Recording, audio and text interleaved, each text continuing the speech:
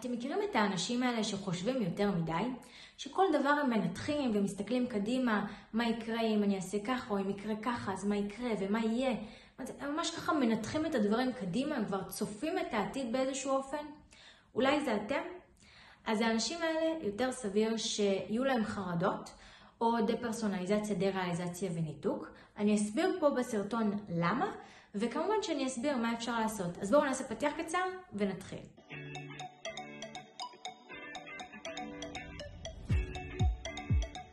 שלום וברוכים השבים לערוץ היוטיוב שלי, אני בר הדדי ואני מאמנת להתמודדות עם חרדה, דיכאון, דה-פרסונליזציה ודה-ריאליזציה.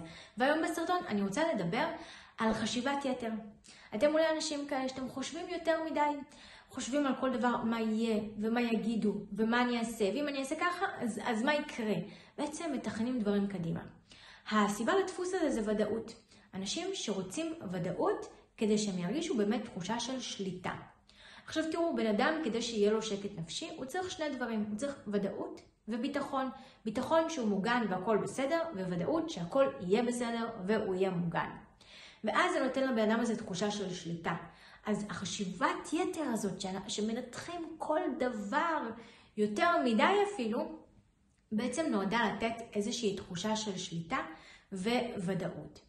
מה שיכולה להיות הבעיה עם זה שכשאנחנו חושבים קדימה ומנתחים, קודם כל בגילאים צעירים בדרך כלל זה יותר קל לעשות, כי אנחנו מאוד מוגבלים מבחינת הדברים שאנחנו נחשפים אליהם, ואנחנו אחראים אליהם, ואנחנו עושים. אין לנו יותר מדי אחריות על כתפינו. ככל שאנחנו גדלים, לדוגמה אחרי צבא, אז יש לנו פתאום מבחר של דברים, יש המון אופציות, יש איזושהי תחושה של חוסר שליטה, זה לא כמו לפני זה שהיינו במסגרות, שאמרו לנו או זה או זה, והיינו צריכים לבחור.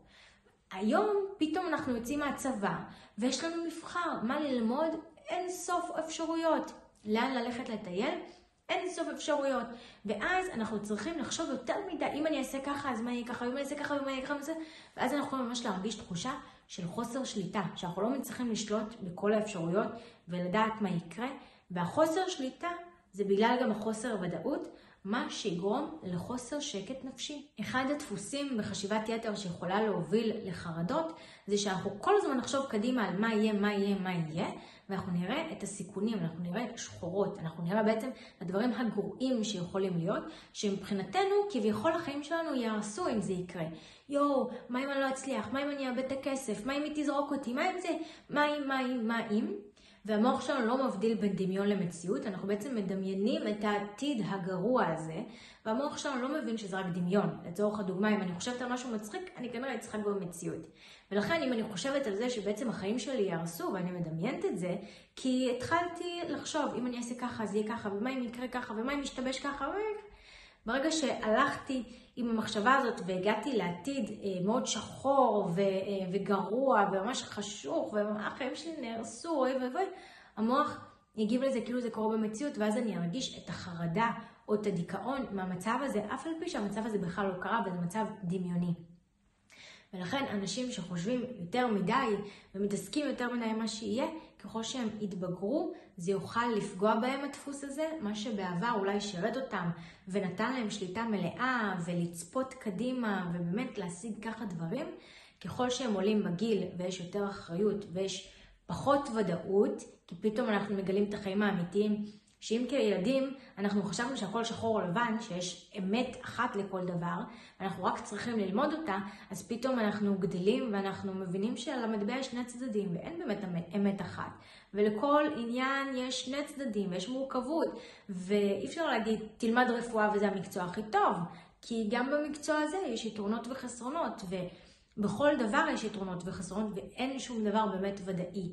והחוסר ודאות הזאת ממה שיהיה, שאנחנו פתאום רואים שאין שום דבר שהוא באמת ודאי, יכול לערער את הוודאות הפנימית שלנו, כי בסופו של דבר בן אדם צריך ודאות פנימית ולא ודאות חיצונית. וכשאנחנו חושבים יותר מדי, אנחנו מסתמכים על הוודאות החיצונית של מה שיהיה.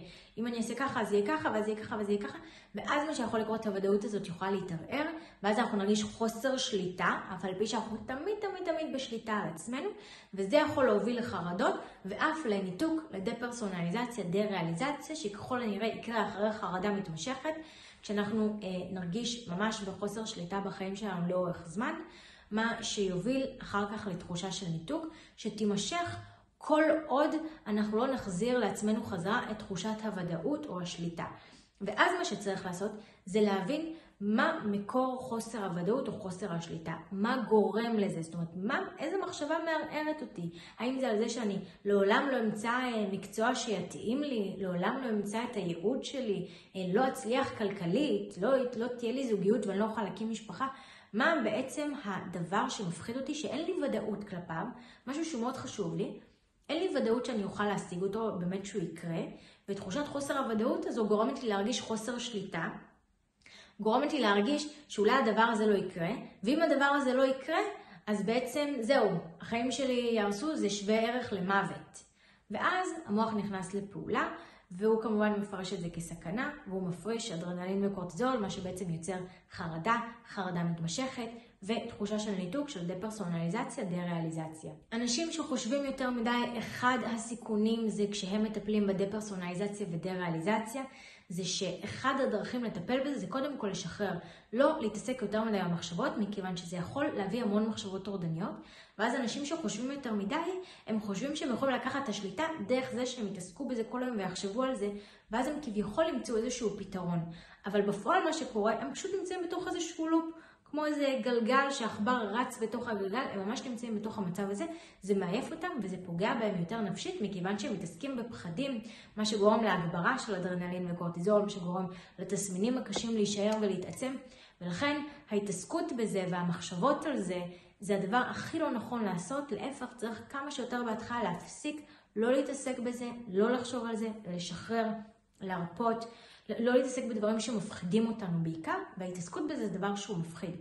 ואנשים שנוטים לחשוב יותר מדי, לרוב ככה במה שיצא לי לפגוש, הם בדרך כלל קשה להם מאוד מאוד לשחרר את המחשבות.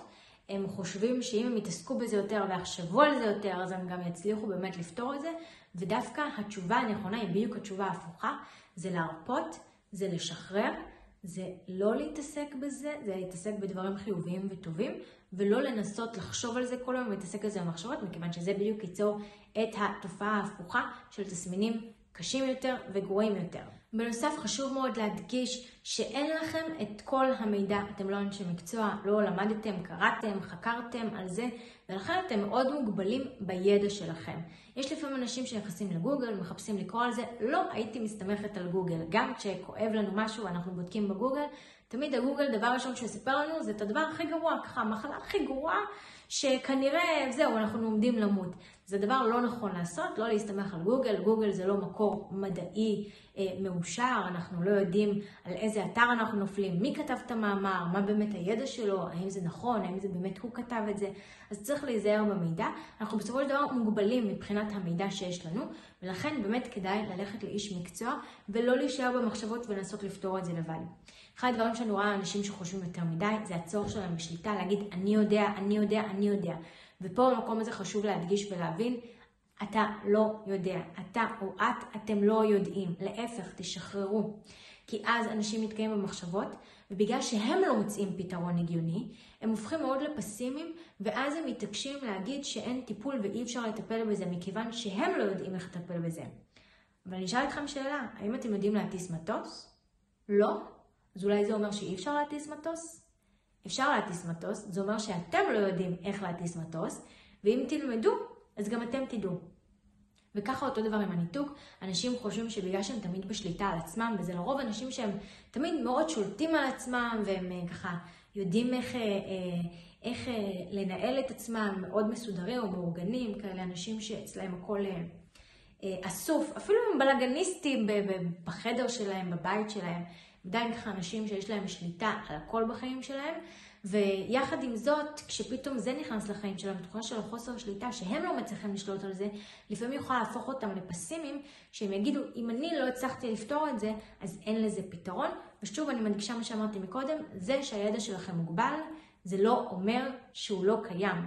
יש לזה היום פתרונות, אפשר לטפל בזה, בטח שיש לזה פתרון, יש לזה גם הסברים מדעיים, שפשוט האדם פשוט לא באמת יודע את ההסברים המדעיים האלה, מכיוון שהוא מעולם לא התעניין בזה, הוא מעולם לא היה צריך את המידע הזה, הוא מעולם לא שאל את עצמו, לא קרא ספרים, מחקרים, לא התעסק בזה.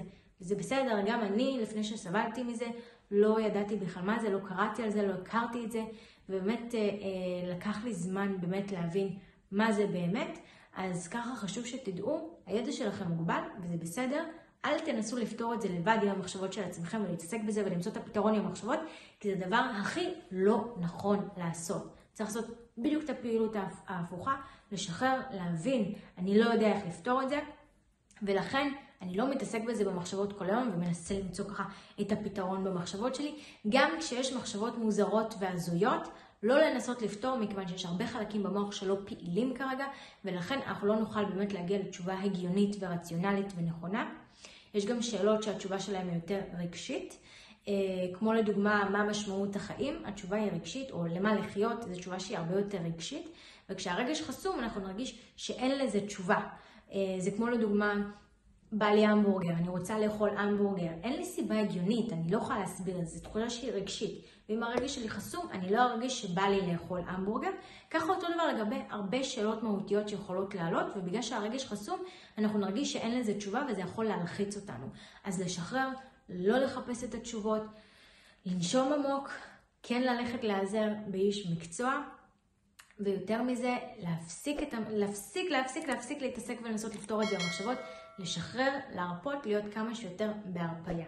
אם הסרטון הזה עזר לכם, אז תעשו לייק ותשאירו תגובה על מנת שזה יגיע לעוד אנשים ויוכל לעזור גם להם. אם עדיין לא לחצתם להירשם כמנוי, אז לחצו עכשיו להירשם כמנוי, וניפגש בסרטון הבא. ביי!